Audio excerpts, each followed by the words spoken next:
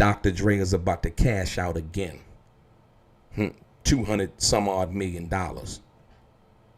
Would you cash out, or would you keep the rights to your music?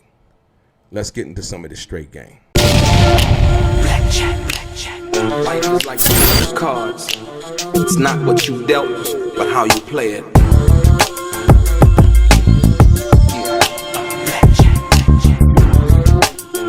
Play each situation correctly. I remember they used to laugh at a brother. Guys, welcome back. It's your boy Delray Richardson, platinum artist, platinum songwriter, Straight Game TV. I thank you for tuning in. I appreciate your time. Do me a favor and hit the thumbs up button notification as it helps people to subscribe to the channel. Also, if you have not subscribed, please do so yourself, and also tell a friend. And like I always say, this is your first time tuning in to Straight Game TV, and you would like to be one of the first people notified when I drop some of this straight game. Please do me a favor and hit that little bell notification right below this video. I'm going to get right into it. Ladies and gentlemen, Dr. Dre is about to cash in again. I'm going to say it again. Dr. Dre is about to cash in again. For most people who are familiar with the music business and how it works, or should I say the deal that Dr. Dre did involving the Beats by Dr. Dre headphones, right? Making him the first hip hop billionaire, coming directly from the hip hop game, and then basically going into the corporate world and branding the headphones and the Beats music service, right? So most people think when Dr. Dre became the first billionaire in hip hop, they think that Dre, the headphones is what did it. But more importantly than the headphones, and this basically ties into the deal that Dr. Dre is about to do right now with Universal Music and also Shamrock Holdings, if you will. And so basically what happened was Dr. Dre, Jimmy Iovine, and Universal Music, basically they were going to start a Beats Music, sort of like iTunes, sort of like Apple's iTunes, right? The licenses for the music that Apple had licensed in order to use it on iTunes was about to expire. And so when that music and all of those licenses expired, Universal then would retain the rights back. And what they were going to do is they were going to start their own music service, and they were going to call it Beats Music Service, right?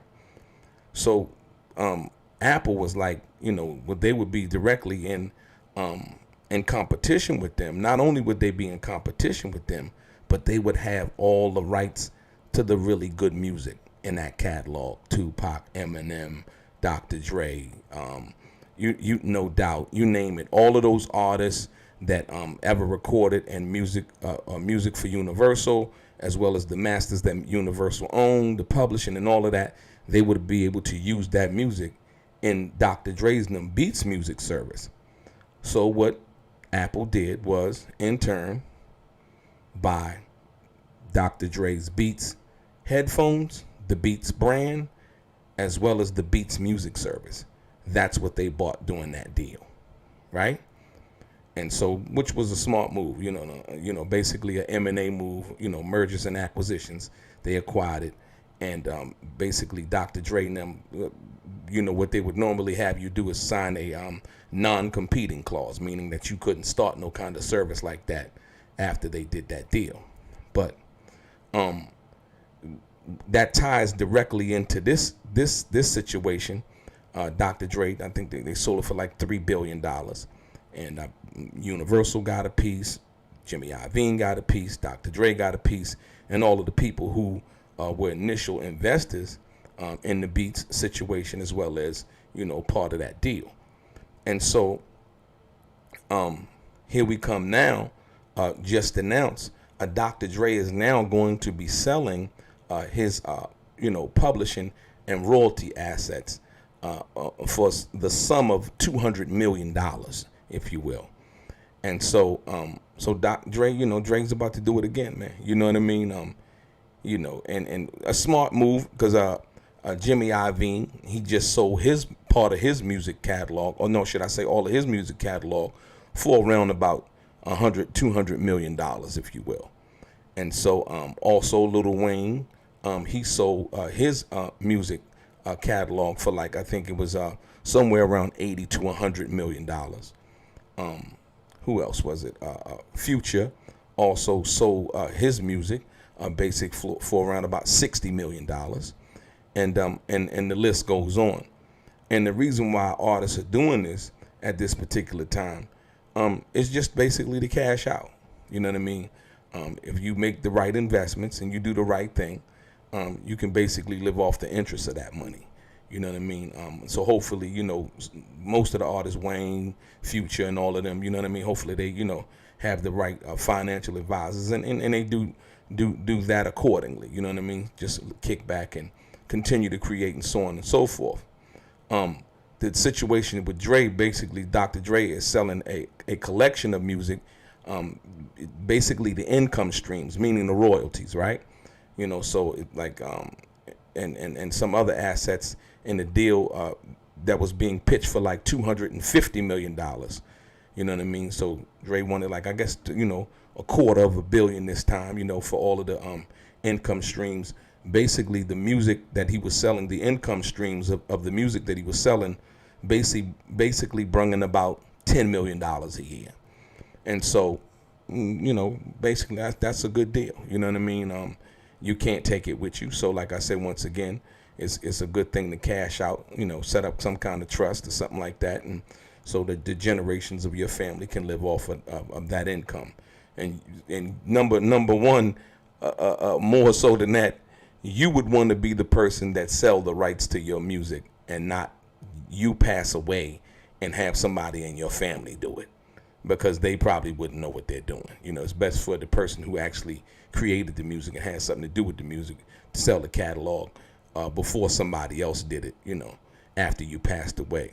And so basically it says the assets which generate nearly $10 million annually are being acquired by Shamrock Holdings and Universal Music Group in two separate transactions. The deals, which have been rumored for several weeks, are said to be nearly closed and were shot by Dre's longtime attorney, Peter Paterno. Mr. Paterno is a very powerful lawyer of Kings, Holmes, Paterno, and Soriano.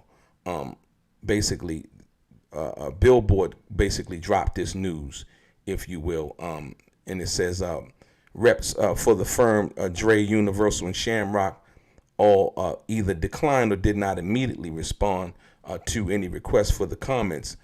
However, basically, they had a source close to Dr. Dre confirmed the report and said that the final sale and price was likely below the $250 million asking price, but well above $200 million. So, you know, 200, 225, 230, you know, whatever it is, Dr. Dre's cashing out again. You know what I mean? It said the assets are said to include artist royalties from two of his solo albums, and his share of NWA's artist royalties, his producer royalties, and the writer's share of songs in his catalog where he doesn't own publishing, which may include songs from his 1993 blockbuster album, The Chronic. According to sources, basically that portion includes 75 to 90% of the package's revenue, and is likely being acquired by Shamrock, which Shamrock is another company. Basically, they own some of Taylor Swift masters recordings. Now, with the thing with Taylor Swift, Taylor Swift wanted to buy her masters, but the guy that was in control of her masters chose to sell it to Shamrock, and that's why she had did. You know, I don't know if you people know, she had did the music over again so that she could own the masters to that, which was a brilliant move. So basically, they own some of Taylor Swift master recordings. The deal is also, like I said, being done with Universal Music Group, acquiring the remaining 10% to 25%. Included in the Universal Music Group's acquisition would be the master recordings of the Chronic. So he gonna sell the masters to the Chronic.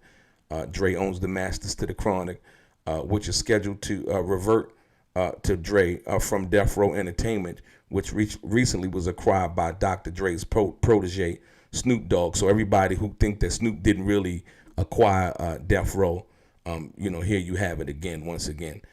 Basically, it was acquired by Snoop Dogg.